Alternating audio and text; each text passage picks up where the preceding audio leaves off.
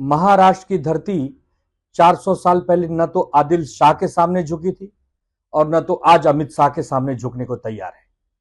सारे षड्यंत्र करने के बाद भी, सारे जुमलेबाजी करने के बाद भी, पार्टियों को तोड़ने के बाद भी, चुनाव चिन्ह लेने के बाद भी, सरकार गिराने के बाद भी भारतीय जनता पार्टी को महाराष्ट्र की जनता ने केवल 17 सीटें दिए 48 में से।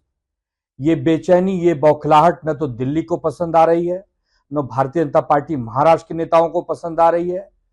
उसी को देखते हुए अमित शाह ये बयानबाजी कर रहे हैं। आज आदरणीय शरद पवार साहब इनके लिए सरगना हो गए, भ्रष्टाचार के सबसे बड़े सरगना, और उन्हीं के सगे भतीजे अजित पवार साहब इनके लिए संत हो गए हैं, इनको संत लग रहे हैं और शरद पवार साहब सरगना लग रहे हैं। मतलब शरद पवार साहब आज अगर इनके बगल में जाकर बैठ जाएं तो पूरे विश्व के सबसे महान आत्मा हो जाएंगे, और अगर उनके सामने खड़े होकर डटकर उनका सामना कर रहे हैं तो भ्रष्टाचार के सरगना हो गए।